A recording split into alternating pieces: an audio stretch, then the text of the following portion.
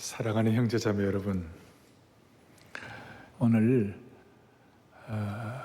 이 예배가 상록수 신앙, 한결같은 신앙, 그래서 우리가 이런 마음으로 주님 앞에 예배드리게 하신 것 하나님 앞에 영광 올려드립니다. 오늘 같이 예배를 드리지만 여기 예배를 통하여 이 모니터를 관통하는 은혜를 주시옵소서. 그리고 온 성도들 우리 생중계 예배로 온라인으로 가정마다 드리는데 그 예배에 대한 사모함과 또 열기와 온기가 서로 전달되게 해 주시기를 바랍니다. 그래서 오늘은 더 갑절의 은혜를 주시면 좋겠어요. 모니터를 드릴 때 더 갑절의 은혜를 주시옵소서. 그리고 저도 오늘 평소에 비해서 더 이렇게 주님을 사모하는 마음으로 말씀을 여러분들과 나누기를 원하는데 갑절해 주시고 또 이런 기회를 통하여 온 교우들 또 한국교회가 우리 온 성도들이 영적으로 결속되게 하여 주시옵소서. 그리고 그래서 제가 온라인 생중계 예배가 모니터를 관통하는 애, 갑절의 애, 온 교우들이 더욱 결속되는 애가 있기를 바랍니다. 그렇게 하고 오늘 이 스가랴 강해는 쉽지가 않아요. 내용들이 쉽지가 않지만 저는 사모하는 거예요. 어떤 사모하는 게 있는가 하면 성령께서 오셔서 여러분들 각자에게 이 말씀을 깨달을 수 있도록 영감을 주시고 또 말씀을 바로 이렇게 바로 깨달을 수 있도록 조명을 주시고 또 영적인 다 막힌 것들이 다 이렇게 리빌드, 계시로 다 드러나 볼 수 있도록 은혜를 주시기를 바랍니다. 자, 오늘은 우리를 눈동자같이 지켜주신 하나님에 대해서 말씀을 하겠습니다. 온라인으로 들어오시는 모든 분들은 가정마다 이 설교 노트를 다 만들어 드렸으니까 제가 평소에는 안 드리지만 온라인 생중계로 할 때는 이 노트를 만듭니다. 노트를 보시면서 차근차근 하고 보통은 이제 제가 괄호를 하면 괄호 안에 빈자리로 놓아뒀는데 오늘은 제가 목자의 심정으로 괄호 안에 넣어 놓았어요. 이렇게 알 사람은 알도다. 예? 자, 이 내용들을 우리가 차근차근 어느 말씀이 여러분들을 탁 이렇게 말씀으로 깨닫게 하실지 기대하면서 차근차근 정리하도록 하겠습니다. 자, 오늘 8절을 이렇게 나와 있어요. 8절을 또박또박 같이 보는데 8절에 뭐라고 하냐면 너희를 범하는 자는 그의 눈동자를 범하는 것이라. 어떻게 보면 오늘 요절 같이 우리가 마음을 집중하겠는데요. 너희를 범하는 자는 그의 눈동자, 앞에 보면 그의 이것은 만군의 여호와 하나님, 너희를 범하는 자는 만군의 하나님 여호와의 눈동자를 범하는 것이라. 여기에 대해서 세 번역은 이렇게 나와 있어요. 같이 보겠습니다. 너희에게 손대는 자는 곧 주님의 눈동자를 건드리는 것이다. 너희를 손대는 자는 곧 주님의 눈동자를 건드리는 것이다. 여기에 범한다는 말은 히브리어로 나가인데 공격하고 해치고 때리는 것, 그것은 바로 주님의 눈동자를 범하는 것이다. 여러분, 눈동자가 뭡니까? 눈동자는 신체에서 가장 연약하고 민감하고 부드럽고 중요한 것이에요. 그래서 하나님은 사람의 눈이 연약하기 때문에 이 눈의 눈꺼풀과 눈썹과 속눈썹과 각막으로 보호하시는 것이에요. 그래서 만약 누가 눈동자를 다쳤다 그랬을 때 이것은 굉장히 심각한 것이에요. 아주 심각한 것이에요. 여기에 놀라운 하나님의 사랑의 신비가 담겨 있는 것이에요.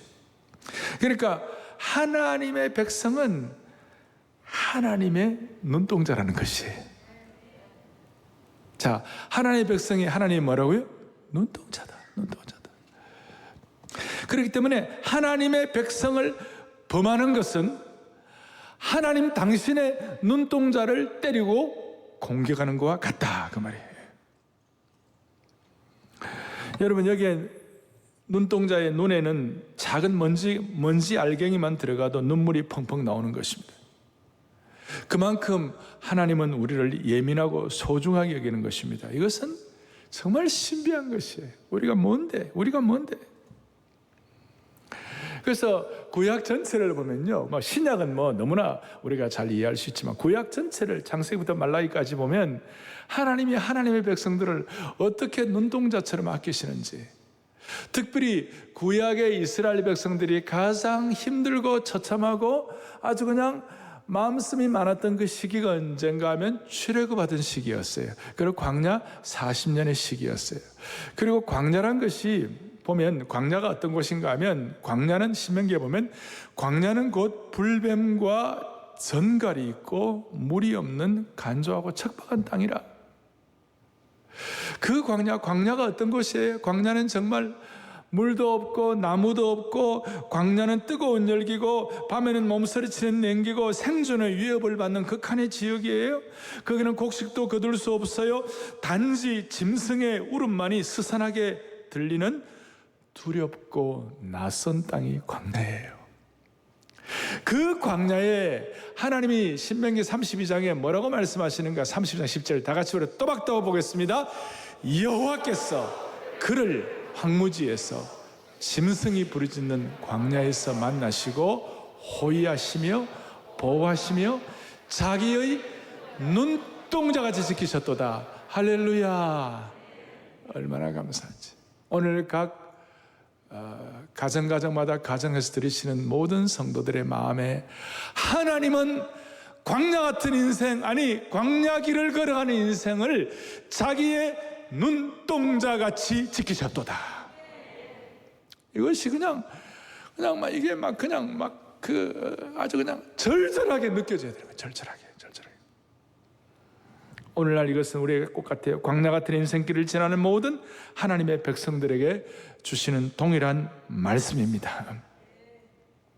특히 코로나 사태로 온라인 생중계로 예배드리는 사랑의 교회 모든 성도들 한 분 한 분에게 주시는 말씀인 줄로 확신합니다. 이걸 하나님의 사람 다윗이 깨닫고 난 다음에 이런 하나님의 우리를 눈동자로 삼으신 이것이 너무 참 특별해서 다윗이 시편 17편 7절 8절에 뭐라고 말씀하시는가 하면 같이 봅니다. 주의 기이한 사랑을 나타내소서.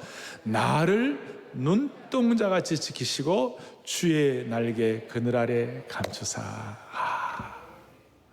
나를 눈동자같이 지키신 것이 주님의 기이한 사랑이라는 거예요. 원더풀한 주님의 사랑이라는 거예요. 신묘막측한 하나님의 사랑이라는 것이 너무나 기이하다. 제가 이걸 묵상하면서 그런 생각을 해보았어요. 우리는 한 줌의 흙에 지나잖아요. 우리는 연약한 정말 질그릇 같은 인생이에요. 그리고 우리도 이스라엘 백성들처럼 틈만 나면 하나님 배신하고 하나님 반역하고 하나님의 사랑을 다 잃어버리고 그런 하나님의 백성인데, 이런 하나님의 부족한 백성들을 하나님은 당신의 뭐같이 지켜주신다? 눈동자같이 지켜주신다. 정말 기가 막히고 코가 막힐 일이에요. 너무너무 놀라워요. 하나님의 기이한 사랑이 아니고서는 결코 설명할 수가 없는 것이. 오늘 이 하나님의 기이한 사랑을 느끼면, 이걸 확신하면 여러분들 하나님 우리의 생애에 품격을 주실 줄로 믿습니다. 거룩한 디그니티, 영적인 기품을 주실 줄로 믿습니다. 이 하나님의 놀랍고도 기이한 사랑, 우리를 눈동자같이 품으시는 분, 우리가 비록 부족하고 연약하고 반역하고 이럴 때 있다 할지라도 광야길을 눈동자가 지키시는 그 하나님의 은혜가 오늘 우리 그들에게 접목되기를 간절히 바랍니다. 이걸 손으로 만지고 경험하고 체험할 수 있으면 좋겠어요. 사랑하는 여러분, 짐승이 언제 제일 무서운지 아세요? 어미 짐승이 새끼를 빼앗길 때 가장 진노하는 것입니다. 마찬가지입니다. 우리 하나님은 누가 하나님의 자녀를 칠 때 하나님은 가장 진노하시는 것입니다. 자식을 해치는 것은 아이의 어머니를 해치는 것과 동일하기 때문인 것입니다.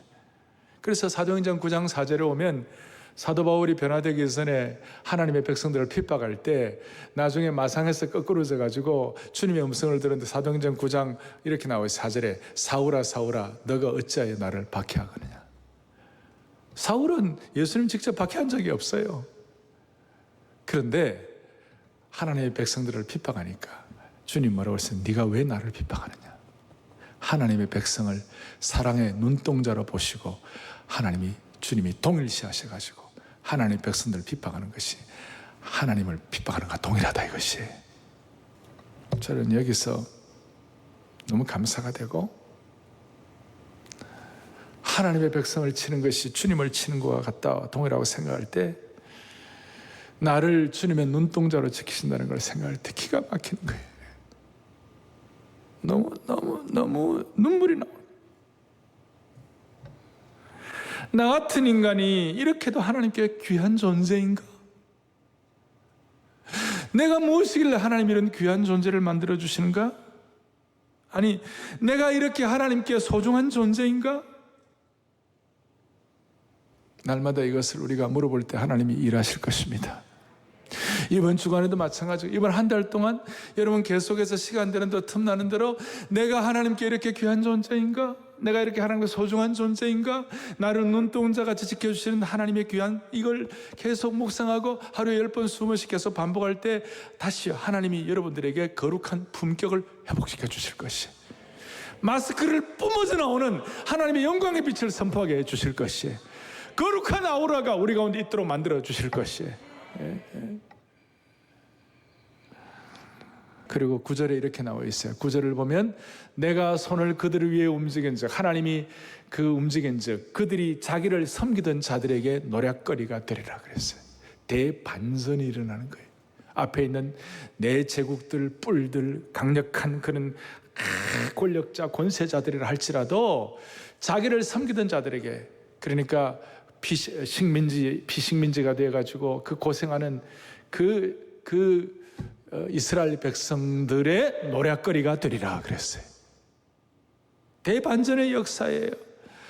이스라엘을 압제하던 제국들, 하나님의 백성들을 압제하던 강한 자들이 오히려 하나님의 백성들에게 핍박당한다는 것이, 할렐루야.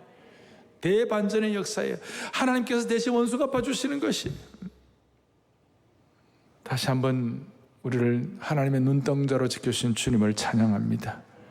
내가 이렇게 하나님께 소중한 존재인가? 이렇게 자꾸 질문하고 명확하게 답을 할 수 있으면 여러분 어떤 상황에서도 당당할 수가 있습니다. 어떤 상황 가운데서도 염려 대신에 담대할 수가 있는 것입니다. 그래서 우리가 그 담대함과 당당함 때문에 10절 뒤에 시온에 따라 노래하고 기뻐하라 그랬어요. 시온에 따라 노래하고 기뻐하라. 노래하고 기뻐하라. 시온의 딸이 누구냐면 우리 모두를 가리키는 거예요. 우리 모두를 시온의 딸이라고 할 수 있어요. 시온에 따라 사랑하는 사랑의 교회 형제자매 여러분들이요, 노래하고 기뻐하기를 바라는 것입니다. 이걸 꼭 주님 앞에서 마음에 확인하고 가족끼리, 성도들끼리 서로 확인합니다. 우리는 주님의 눈동자입니다. 우리는 주님의 사랑의 눈동자입니다. 여러분 죽을 때까지 기억하시기를 바랍니다. 가정마다 우리 가족들끼리 우리는 주님의 사랑의 눈동자입니다. 우리는 주님의 사랑의 눈동자입니다. 옆에 분들하고 한번 해보세요. 우리는 주님의 사랑의 눈동자입니다. 우리 부모님들은 자녀들 보고 너희들은 주님의 사랑의 눈동자야. 자, 우리는 주님의 사랑의 눈동자입니다. 한 번 더.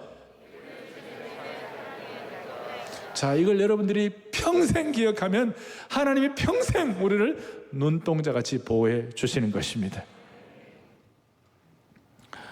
그러므로 우리는 어떤 경우에도 여러분을 지키는 사랑의 눈동자가 있음을 믿어야 합니다. 어떤 경우에도 우리를 지키는 사랑의 눈동자가 있음을 믿어야 합니다. 그 사랑의 눈동자와 늘 마주치시기를 바랍니다. 50여 년 전에 김준권 목사님 CCC 여름 대학생 수양회에서 이런 얘기를 하셨어요. 사람이 처음 만나 악수하기 전에, 말을 건네기 전에 눈과 눈이 먼저 만난다. 그래서 우리가 남녀 간에 사랑을 하면 눈이 맞았다, 그런 얘기를 하죠.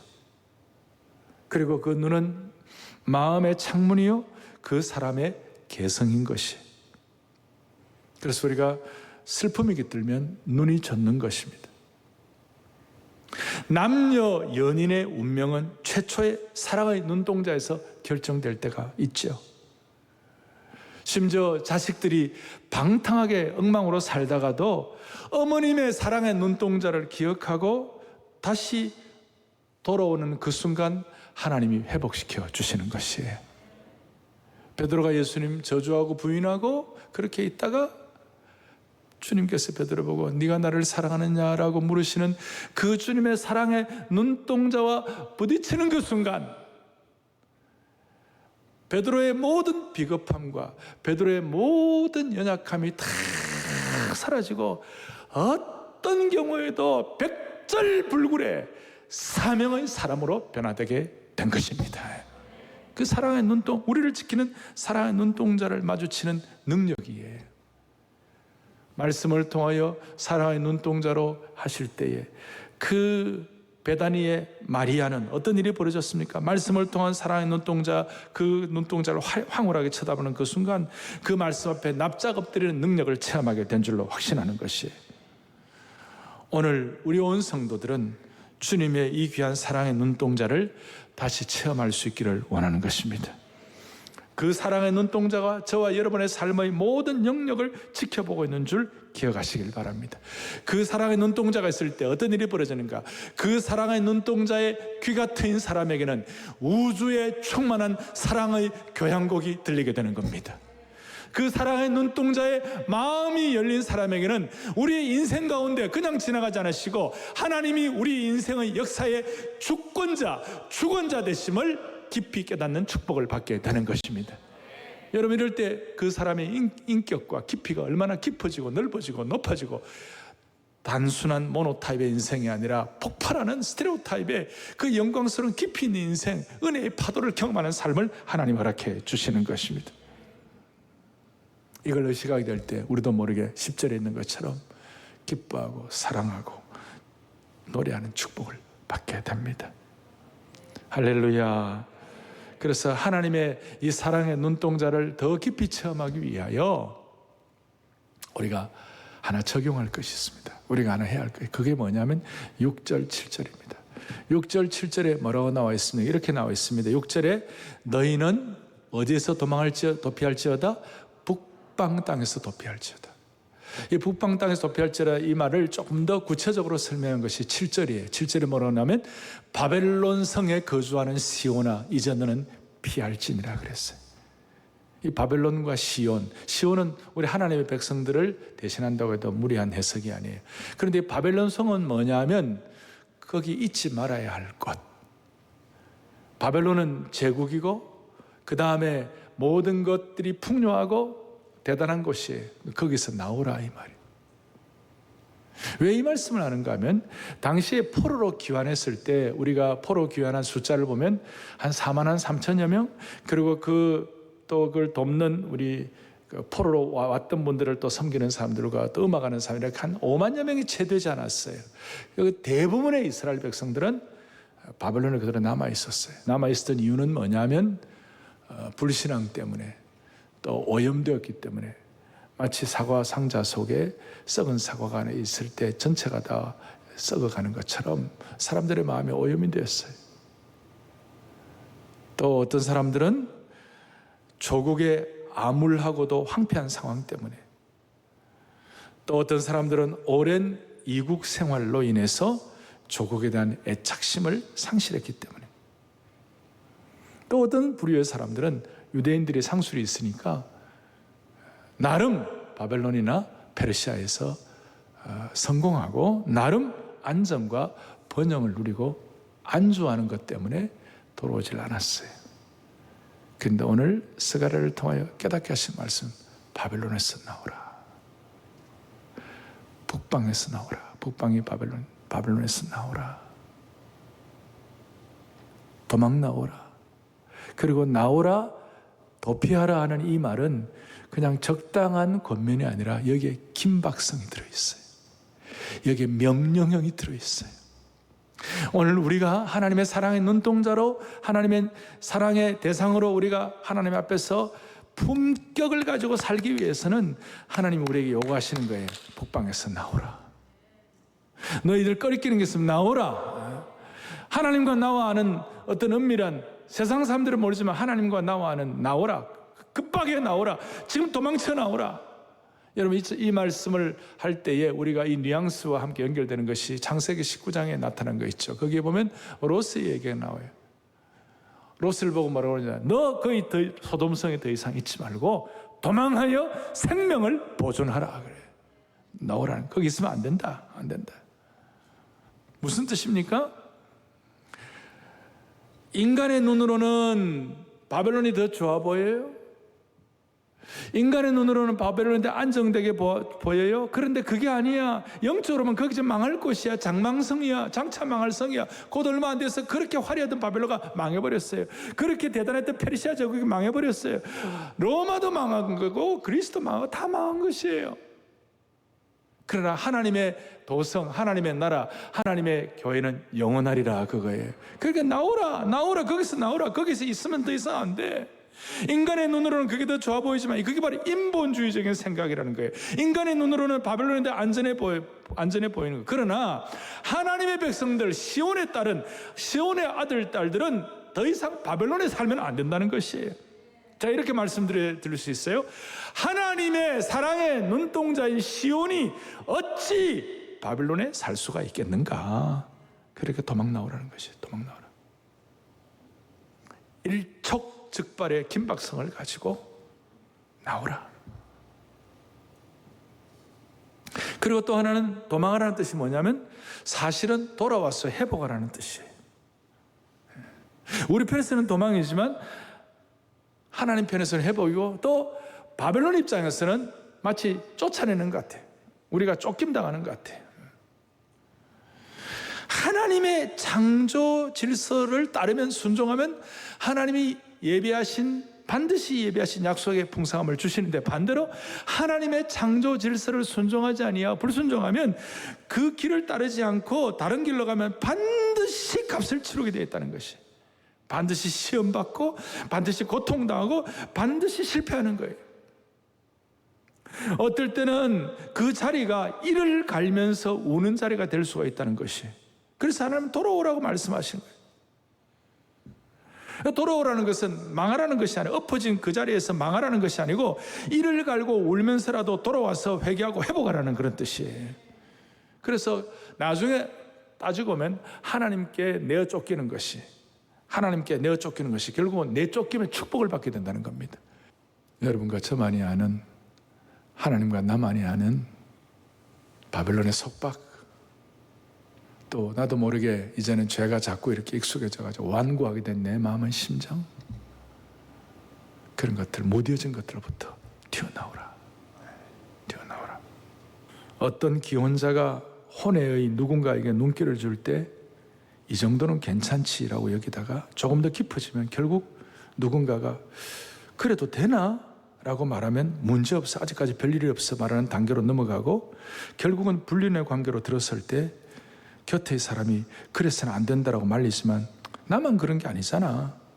안 하는 사람들은 어디 있어. 그렇게 불쾌하게 여기게 되고 이렇게 될 때 심령이 죄로 굳어지는 거예요. 바벨론에서부터 나오라.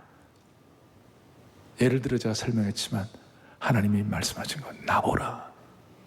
나오라.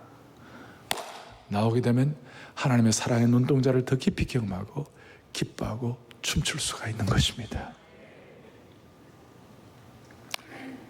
이제 제가 최종 정리를 하겠어요. 10절부터 13절까지를 보면 우리 하나님 불멸의 기쁨을 주시고 우리로 하여금 환호하게 하신 하나님이에요. 사랑의 눈동자로 지켜주신 그 은혜가 너무 감사해서 북방으로부터 나올 때 그 영적인 깊이가 너무 좋아서 기뻐하고 찬양하게 만드신 거예요. 사랑의 눈동자로 지키시는 하나님의 백성들이 왜 기뻐할 수 있는가? 첫째, 10절에 보니까 하반절에 이는 내가 와서 너 가운데 머물 것임이니라.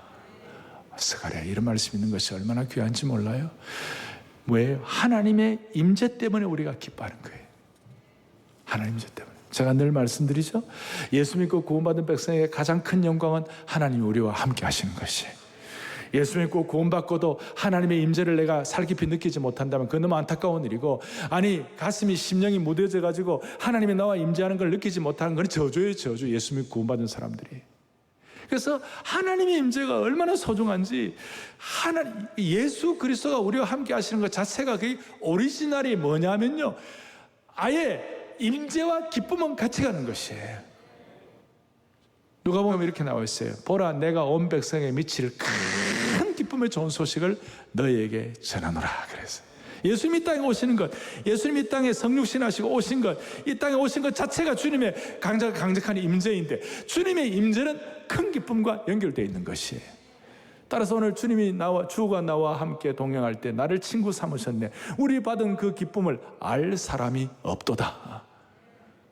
알 사람만 알도다. 이 하나님의 임재의 주인공이 되기를 바랍니다. 기쁨이 따라오는 거예요. 기쁨이 따라오는 거예요. 그래서 하나님이 나와 함께 하시는데 내가 뭘 두려워할 게 뭔가? 내가 하나님의 사랑의 눈동자가 된 건데 내가 두려워할 것이 뭐가 있는가? 어떤 신앙생활 잘하는 분이 그런 얘기를 해요.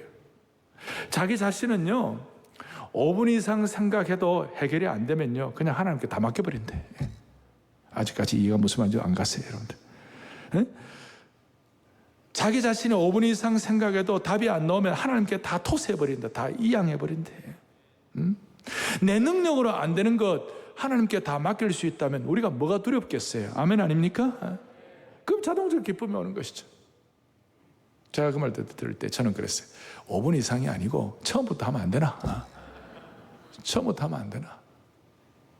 내 능력이 붙이는 것 갖고 너무 고민하지 말고 나와 함께 임재하신 주님께 토스해버렸어요. 토스해버렸어요. 다 이양하세요. 두 번째는 11절에 그날에 많은 나라가 여호와께 속하여 내 백성이 뭐에 될 것이요. 내 백성. 뭡니까? 온 세계 열방이 주님 앞에 돌아온다는 것이. 지금 스가랴 입장에서는 이 말을 깨닫고 들을 그런 여유가 있는 형편이 아니죠. 황폐화되어 있고 겨우 1차 포로 귀환되어 있고 모든 것이 척박한 조건인데 뭐라고 되어 있어요? 장차 많은 나라가 그날에 여호와께 속하여 많은 전 세계적인 구원이 있을 것이기에 기뻐한다, 그 말이에요. 전 세계적인 구원 때문에. 그래서 어떻게 그 당시에 그 어려움을 겪던 그 스가랴 시대의 백성들이라면 이게 뭔 소리요? 이게 뭔 소리요? 세 번째로는 12절, 여호와께서 장차 유다를 거룩한 땅에서 자기 소유로 삼으시고 다시 예루살렘을 택하시리니. 저 말씀이 참 독특해요. 첫 번째는 하나님 임재 때문에, 두 번째는 뭡니까? 하나님의 그 놀라운 구원, 전 세계적인 구원 때문에, 세 번째는 뭐냐면 하나님의 소유됨 때문에 기뻐하라고. 무슨 말이냐면 이건 좀 거꾸로예요. 대개 우리가 하나님이 나의 기업이다 그렇게 하잖아요, 그죠? 하나님이 나의 기업이다. Be thou my vision. 하나님이 나의 비전입니다. 이렇게 하는데 이건 거꾸로예요. 유다가 하나님의 기업이 된다는 것이. 다른 말로 하면 하나님의 백성들이 우리가 하나님의 기업이 된다는 것이 있을 수 없는 일이에요. 하나님이 뭐가 부족해가지고, 하나님은 부족한 거 하나도 없으신 분인데 우리가 하나님의 기업이 된다는 거예요. 눈물 나는 얘기예요. 오늘 사랑의 교회 모든 성도들이요, 온라인 생중계로 예배드리는 모든 분들이요, 오늘 방송으로 참여하는 전 세계에 있는 모든 하나님의 권속들이요, 여러분이 하나님의 기업인 것이에요. 우리가 하나님의 기업이라고 생각할 때 기쁨이 나오는 거예요. 찬양이 나오는 것이에요. 우리같이 미천한 인생이 어떻게 하나님의 기업이 될 수가 있냐고요. 그런데 하나님의 환상, 하나님의 놀라운 하나님의 인도하시면 우리로 하여금 우리가 하나님의 기업이 된다는 것이에요. 그래서 우리를 눈동자로 삼으신 것이죠. 하나님의 기업이 된다는 그 순간 우리는 특별한 신분이 되는 줄로 확신합니다. 사랑의 눈동자의 신분이 되는 거예요. 이걸 알기 때문에 나중에 스가랴하고 스바냐는 이름이 좀 비슷하죠.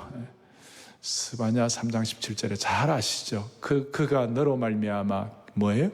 기쁨을 이기지 못한다. 우리가 하나님 앞에 기쁨을 이기지 못하는 기업이 되는 축복을 찬양합니다. 그럴 때에 앞에 뭐가 나오느냐? 유다를 거룩한 땅에서 자기 소유를 삼으시고 그랬어요. 성경에 보면 성경 전체 거룩한 땅, 구약에서 거룩한 땅이라는 말이 유일하게 여기에 나와 있어요. 우리가 하나님의 기업이 될 때 우리가 속한 각 영역들이 홀리랜드가 되는 줄로 믿습니다. 거룩한 땅이 되는 줄 믿습니다.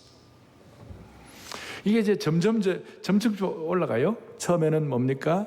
하나님 이치 때문에 기뻐하고, 두 번째 수많은 백성들 구원을 기뻐하고, 세 번째는 뭐예요? 우리가 하나님의 소유됨 때문에 기뻐하고, 네 번째가 뭐냐면요, 하나님의 권능, 다른 말로 하면 하나님의 일어서심 때문에 기뻐하는 거예요. 이게 무슨 말이냐면 13절을 또박또박 같이 보겠습니다. 모든 육체가 여호와 앞에서 잠잠할 것은 여호와께서 그의 거룩한 처소에서 일어나심이니라 하라 하더라. 아멘. 스가랴의 신비한 환상이에요. 2장 마지막 부분에 여호와께서 일어나셨다. 여호와께서 일어나신다. 여러분, 여호와께서 일어나시면 권능이 선포되는 것입니다. 여호와께서 일어나시면 하나님의 능력이 뿜어져 나오는 것입니다. 마치 왕중의 왕인 사자가 가만히 있다가 기지개를 펼 때 으흥 하고 일어날 때에 수많은 동물들이 벌벌 떨어야 하는 것처럼 하나님의 권능의 손길이 펼쳐지게 되는 것입니다. 하나님의 일어나심, 이 코로나 사태 가운데서도 우리가 하나님의 일어나심을 기대하십시다. 할렐루야. 저와 여러분의 매일의 삶의 현장에서 하나님이 일어나시는 모습을 기대하십시다. 이게 뭐 하나님이 일어나신다는 건 어떤 뜻인가 하면, 우리의 삶의 모든 삶의 시대, 삶의 히스토리, 삶의 상황을 하나님은 그냥 방관하거나 그냥 내쳐놓지 않으시고, 거기에 하나님이 주권자가 되셔서 하나님이 간섭하신다는 것이, 하나님께서 적극적으로 개입하시고 살피시고 친히 책임을 지시고 인도하신다는 뜻인 것이, 우리를 시편 기자의 말처럼 일어나서 도우시고 깨어 살펴주시는 것이, 하나님은 저와 여러분의 삶에, 개인의 삶에 무관한 분이 아니세요. 무심한 분이 아니세요. 하나님은 대한민국의 삶에, 대한민국의 역사에 무관심한 분이 아니세요. 이런 하나님의 백성들이 집중력을 가지고 기도할 때 하나님은 일어나시는 것이, 하나님은 역사 앞에 일어나시는 분이세요. 그래서 세상 권력 앞에 걱정하지 마시기를 바라는 것입니다. 일어선다는 것이 무슨 뜻입니까? 우리가 공격당할 때 주님의 눈동자가 아파서 벌떡 일어나시는 것이, 그리고 우리가 기뻐 찬양할 때 주님은 벌떡 일어나시는 것이, 비록 우리가 더더더더하고 말도 더듬고 이래 하더라도 주님을 좀 부족하지만 주님을 찬양할 때 주님은 벌떡 일어나는 거예요. 여러분, 손자들이 이게 6개월 1년도 안 돼가지고 이게 더더더더 하면서 있잖아요. 막 좀 기대가지고 일어나가지고 있잖아요. 더더더하고 그럴 때 할아버지가 벌떡 일어나는 거예요. 왜 그런지 저한테 묻지를 마세요. 하나님은 우리가 찬양할 때 벌떡 일어나시는 거예요. 여기저기서 얻어맞고 상처받는 상황에서도 하나님을 기뻐 찬양할 때 하나님은 벌떡 일어나시는, 역사를 주관하시는 능력의 하나님이십니다. 그래서 오늘 주일도 우리의 찬양과 예배를 통하여 하나님이 벌떡 일어나시고 하나님의 능력을 베푸시는 주일이 될 수 있기를 간절히 바랍니다. 시편 110편 3절을 다 같이 보겠습니다. 같이 또박또박 보겠습니다. 주의 권능의 날에 주의 백성이 거룩한 옷을 입고 슬거이 헌신한 새벽의 이슬 같은 주의 청년들이 주께 나오는도다. 아멘. 하나님이 일어서시는 그날이 주의 권능의 날이 되는 것입니다. 주의 권능의 날에 주의 백성이 거룩한 옷을 입고 즐거이 헌신할 때, 찬양할 때 새벽의 이슬 같은 주의 청년들이 주께 나오는도다. 물리적으로 젊은 청년들도 나오지만 영적으로 이런 말씀을 깨닫고 주님 앞에 나오는 그런 하나님의 백성들 때문에 하나님이 일하시는 것인 줄로 믿습니다. 오늘 말씀을 정리하겠습니다. 우리의 삶의 자리가 하나님의 거룩한 눈동자임을 확인하는 자리가 되게 하시고, 바벨론과 북방에서 나오게 하시고, 주님의 임재와 하나님의 새 백성 되는 것과 하나님의 소유됨과 하나님이 일어나심을 참으로 기뻐하는 자리가 될 때 모든 것이 정상으로 돌아갑니다. 가정이 정상이 되는 것이고, 우리의 공부하는 학원가가 정상화되게 되게 하시고, 직장이 정상화되게 하시고, 정치가 정상화되도록 만들어주시는 거예요. 그래서 아브라함 카이퍼는 그의 삶의 모든 영역에서 정상이 될 때 아브라함 카이퍼를, 많은 사람들이 그를 가리켜 평범한 사람들을 위한 종지기가 되었다. The bell ringer for the common people. 평범한 사람들, 무슨 말이냐? 내가 속한 곳에 문제가 보이고 뭐 거기 오염되고 그러면 경고의 종소리를 바라게 되고, 혹은 진리가 회복되어 거룩한 처소가 되어 그렇게 할 때는 축하의 종소리, 기쁨의 종소리가 되는 것처럼, 우리는 앞으로 사랑의 교회 모든 성도들과 이 말씀을 듣는 한국교회 모든 성도들은 이 시대를 향한 사명의 종지기가 되기를 원하는 것입니다. 사랑의 눈동자가 되면 시대를 향한 사명의 종지기가 될 수가 있는 것입니다. 할렐루야. 두 손을 펼치고 모든 시선을 주님께 올려드리고 찬양하고 기도하겠습니다. 모든 시선을 주님께 드리고 살아계신 하나님을 느낄 때 내 삶은 주의 역사가 하나님이 일하기 시작한 모든 시선을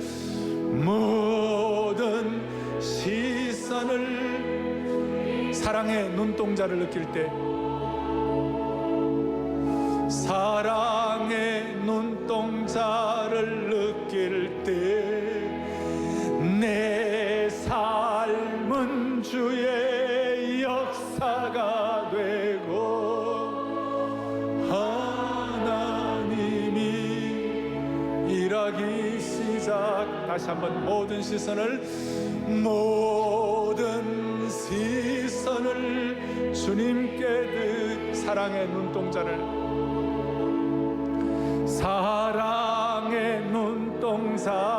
느낄 때 세상은 주의 나라가 되고 하나님이 일하기 시작하네. 가슴에 손을 얹겠습니다. 살아계시고 영원하신 하나님 아버지, 이 말씀이 오늘 이 시간 주님이 우리에게 개인적으로, 교회적으로, 국가적으로 주는 주님의 음성이 되게 하여 주시옵소서. 말씀의 능력이 될 때, 하나님이 일어나시는 권능을 체험할 때 우리의 삶의 모든 현장에서, 북방에서, 바벨론에서 뛰쳐나올 줄로 믿습니다.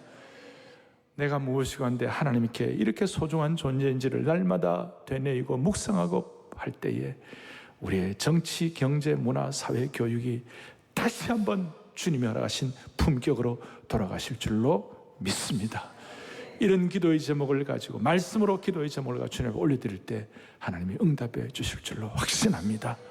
우리를 사랑의 눈동자로 삼으신 우리 주 예수 그리스도를 받들어 간절히 기도 올리옵나이다. 아멘.